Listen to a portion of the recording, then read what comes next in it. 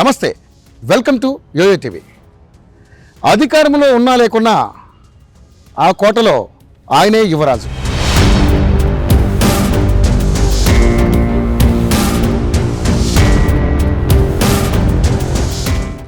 అంతేకాదు, కోట బయట రాజకీయాలకు ఆయనే వ్యూహకర్త.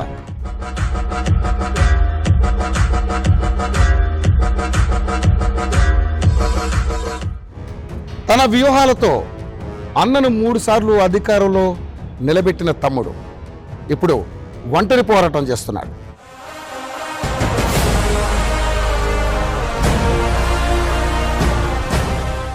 మూడు సార్లు అధికారంలో ఉన్నప్పుడు చేసిన అభివృద్ధి తప్ప వైఎస్ఆర్సీపీ పార్టీ గెలిచిన తర్వాత అభివృద్ధికి బొబ్బిలి నియోజకవర్గం ఆమడ దూరంలో ఉందా?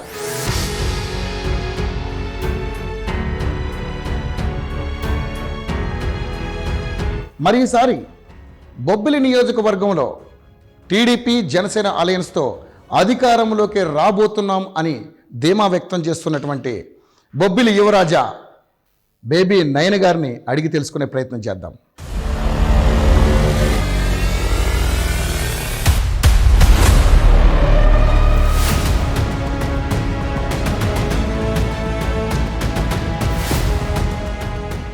మీ సొంత డబ్బుని ఖర్చు పెట్టి ఇంత చేస్తున్నారు. మరి నిజంగా ఇదంతా రేపొద్దున్న మీకు జనాలు ఓట్ల రూపంలో పడాలనే కార్యక్రమం ఏమైనా చేపట్టారా, లేకపోతే మీకున్నటువంటి ఔదార్యాన్ని చాటుకుంటున్నారా?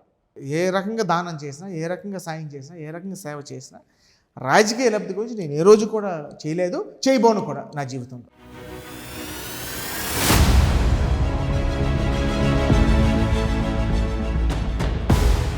ఎంతో ఘన చరిత్ర ఉంది.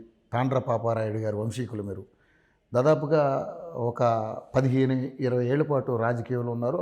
ఒక 3 సార్లు ఎమ్మెల్యేగా మీ అన్నగారు గెలిచారు. ఓకే, అదేవిధంగా మినిస్టర్గా కూడా చేశారు. మరి ఇంతటి ఘన చరిత్ర ఉంది బొబ్బిలి రాజావారు మీరు. మరి మీ హయాంలో కూడా ఇక్కడ ఎటువంటి డెవలప్మెంట్స్ జరగలేదని చాలామంది మాట్లాడుతున్నారు. డెవలప్మెంట్ ఏమైనా జరిగిందంటే మా హయాంలోనే జరిగింది. వైసీపీ దాడుల్ని తట్టుకుని నిలబడగలిగే శక్తి, దమ్ము, ధైర్యం ఒక టీడీపీకే ఉందన్నారు. సరే, అంతటి దమ్ము ధైర్యం ఉన్నప్పుడు పవన్ కళ్యాణ్ తోటి పొత్తెందుకు పెట్టుకోవాల్సి వచ్చింది?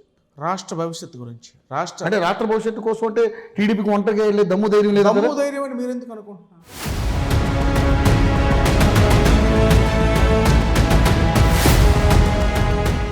సో మీరందరూ కలిసి పెత్తందారులంతా ఒకవైపు, మీ బిడ్డ ఒకవైపు అని చెప్పేసి ఆయన స్లోగన్ ఇచ్చుకుంటూ పెద్ద పెద్ద హోర్డింగులు ఈ విధంగా పెట్టుకుంటూ ఆయన సిద్ధం దేనికి సిద్ధం?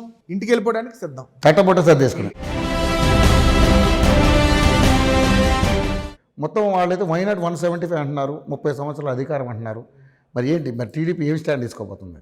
వైనాట్ 175 కాదు, వైనాట్ వి లూజ్ 175. సో గతంలో మనం చూస్తే ఇప్పుడు ఆయన ఏదైతే మహిళలకి చాలామందికి 18,500 రూపాయలు కావచ్చు, ఏదో జగనన్న చేయూత కిందో ఏదో రకంగా విపరీతంగా డబ్బు ధారాదత్తం చేస్తూ ఉన్నారు. సో ఇవన్నీ కూడా రేపొద్దున ఓట్ల రూపంలో అటువైపు వెళ్ళే అవకాశం లేదని మీరు అనుకుంటున్నారా? ఈ 5 సంవత్సరాలు ఒక చేతితో ఇచ్చాడు, 10 చేతులతో తిరిగి తీసుకున్నాడు. సో ఈసారి టీడీపీ రాకపోతే ఇంకా టీడీపీ పని అయిపోయినట్టని మాట్లాడుతూ ఉన్నారు చాలామంది. తెలుగుదేశం పార్టీ, జనసేన పార్టీ ఈ రాష్ట్రాన్ని పరిపాలించబోతున్నాయి.